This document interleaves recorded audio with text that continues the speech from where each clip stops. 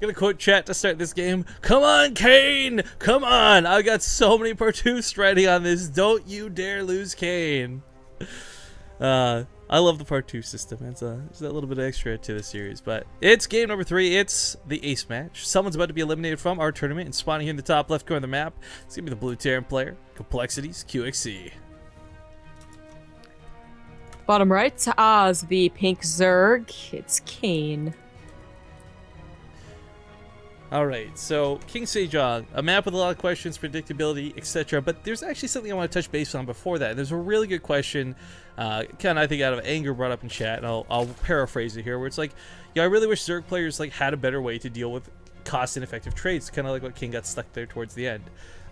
It comes down to less about like whether you're down supply or not. It's not easy to do, and it requires a lot of skill, but you'll check out games with like players like Nurchio, or on the Korean side of things like True or Impact. There's several instances where we cast their games versus Terran, and you'll see them be down in supply but still take victories off Terran, or start trading up where suddenly they're ahead in supply.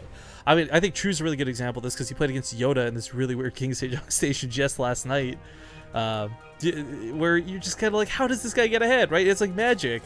But each Zerg player, of course, has their different pace or the way to play the game. But keep in mind, guys, it's not like Terran's OP and Marines counterban like so hard that it's impossible to play. A lot of it comes down to how you use your units. We have Kane scouting for any type of proxy.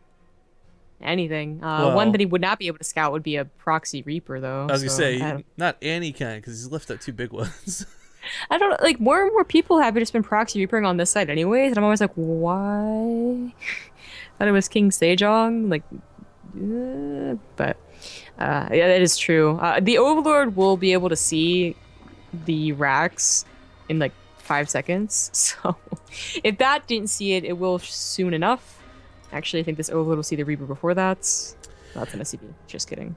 Man, it was cool. You remember like we were casting the days like Joxy and MMA and stuff, the guys who put the barracks like a little bit further back in King Sejong, just because when the Overlord peeks in, it kind of looks like an 11 racks. You're like, wait, there's no racks at the front, just a depot. What's up with this? Not really, but I do remember watching Tasia just for like a month, just like solid months ago, put his barracks in an awkward position, like at the natural, at the 3rd, and like freak his opponents out.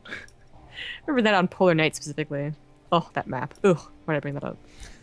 Yeah, Polar Night brings chills to my bones, that's for sure. Because it's Polar Night. It's cold. Well, I mean more because it's Blink and I was Terran, but yeah. It's Protoss. Yeah. That map pool, that entire season was just because Protoss. I still think though, I'm a little bit jealous. You got to cast the coolest game on Polar Night of all the games I've seen on Polar Night. Do you know which one I'm referring to? I did? Yeah, DreamHack. Oh, TLOs? Versus Luciferon. Yeah, that 2 racks with TLO was really cool to watch. Oh, yeah, I didn't cast with you. I guess I was casting with Fear Dragon. Yeah, I remember I was watching that one too during the downtime when we snuck out the back rocks or whatever. Yeah, that was before you asked me to be officially a part of the Base Grade TV, like an awkward boy asking girl to prom. That's how I phrased it, wasn't it? I was like... Yeah, exactly. Yeah, I think I phrased it something like that. I'm so elegant when it comes to talking to people. It's just amazing. True. Alright, well, Kane did pull off a gas, so he's not going super heavy on this. Looking to get his, whether it's an extra queen or trying to get those extra drones out. I mean, last game went a little bit messy for him, but King Sejong's definitely, again, first off, it's his map pick, first and foremost, but secondly, home turf, so to speak. This is the, ooh, nice snipe on that Reaper. Already going well for him. Oh, that Reaper didn't even look like he was surprised at himself for dying. Like, wait, what? Yeah, exactly. I mean, obviously that Reaper was going to add a whole lot. It still got, like, it would have been really bad if it hadn't got the creep tumor too. But obviously that's maybe like 1 or 2 shots from the Queen on it instead of the Hellions. It could go for a secondary scout later, although a little more rare in TVZ than say TVP. But, you know, either way, it's a unit and you want to keep units alive. That is the goal of StarCraft. No way. You want to keep your buildings alive, because if you lose your buildings, you lose, dummy. Oh, I'm sorry. You got that backwards diamond base grub. trader. God.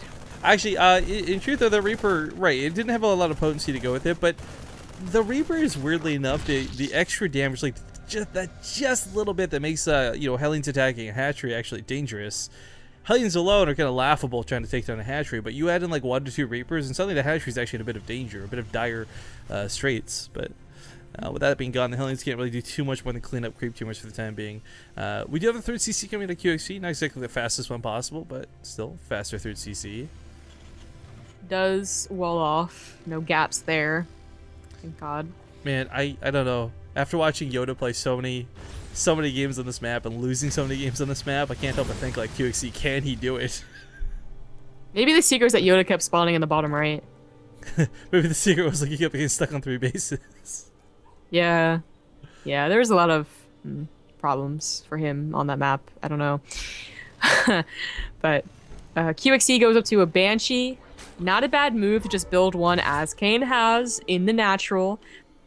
I mean, something's going to happen there eventually where a Spore Crawler is going to be a nice thing to have, so just go ahead and get it. Viking cleaning up Overlords once again. I kind of like this. I feel like it's been a while since we've seen the old Pult Viking, as it were. Not a lot of players consistently. Well, yeah, and I don't know if there's like some sort of weird meta shift that we just missed, but like a lot of Zerg players aren't really spreading their Overlords out super far. Kane immediately withdraws his as soon as the first one goes down. I mean, yeah, the Viking should probably get 1 or 2 more kills, but not exactly the 5 or 6 they did once upon a time. Do you ever fear that there's just like a Skype group for each race that just like determines what and what is not good anymore, and so casters are always missing out and always get made fun of? I decree that Terrans are no longer going to use the Pult Viking. Hear thee, hear thee. And then casters talk about it, and they're like, just silly casters. Well, I mean, what I kind of like is some of the strongest strategies we've seen in StarCraft 2 are the old recycled ones that get forgotten about. We've talked about it before for sure, but it's like, there was a period of time where Hellion Banshee was the only opener you would see, and people forgot how to play against it. It's true. It's true. I told you my friend like came back after like not playing for 2 years, and like 5 racks versus a Protoss was the strongest thing he could do because they just thought the militia corps was going to protect him against everything. Yeah, that's awkward. Yeah, the Sessa Colossus builds, man. Back in Wings of Liberty, yikes. But okay, so 3rd CC does go down on location, so he's going to start mining off this. QXC keeping toe-to-toe with Kane, but of course we know that's not really the case. Zerg players will be able to squeeze out that 4th a lot quicker than Terran. Soon enough. The Banshee is camping it rather nicely. Does still have Cloak, right? Oh no, I thought he got it and just got the Viking anyways, but I kind of like the decision better. That's... well, it shouldn't let it die. Of course, they can add in just a couple of Baneling kills. If there were Roaches on the field, still great at defending against Roaches, obviously. But does have to go home for now. These Marines could kill a couple of those Creep Tumor Queens. Yeah, for sure. As well as the Creep Tumors themselves, and maybe even the hatchery. Kane's gonna get out here with those Lings and a couple of Banelings waddling forward. Yeah, there we go. That's kind of all I expected, unless Kane were to completely mess up on the reaction. But yeah, 1 Creep Tumor Queen is still nice. You do want to delay creep over here as long as possible. Obviously, this is kind of where the contention starts, and the less creep spread, the better for the Terran player. Alternatively, the more creep spread, the better for the Zerg player. Whoa, like 2 sides of a coin. No way! Devil's Advocate! Alright, with the Hellbats being transformed in the front lines, it is going to be a little bit harder for those Lings to just simply get that same surround, but at the same time, they're quite vulnerable to those Banelings. He does have Hellbats for, like, the first time in this best of 3. Usually he's been willing to try and get the drone kills with the Hellions, opposed to keeping them alive, but they'll soak up a little. Combat shield's not quite down. Oh, very, very hot pickup right there. They're, like, underneath the Hellbat fires, too. Super. I like to see more Banelings coming in, but Kane's not really been playing Banelings out of the style where you see like that round 2 always ready to go. Like 8 Banelings is fine to add into this, but he's gonna have to keep constantly producing 8 more and then 8 more and then 8 more every time he takes an engagement, because he's gonna be trading out those same Banelings over and over again.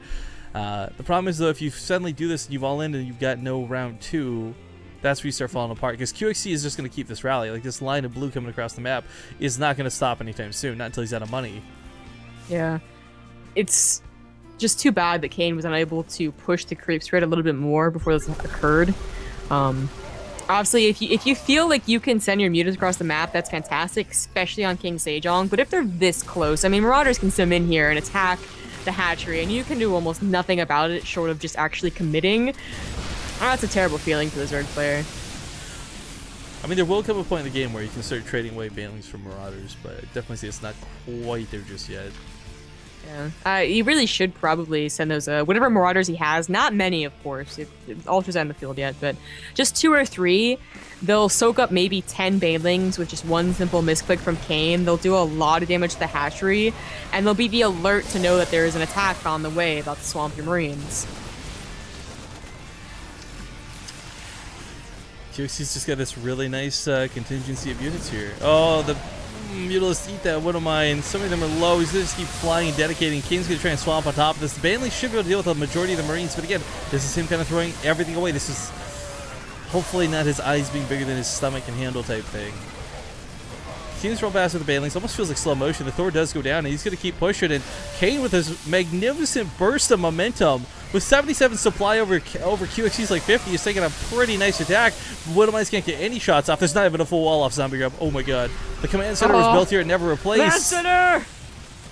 GG, QXC's going to tap out. Kane is going to take the series 2-1 and move on to fight against Intense in the quarterfinals.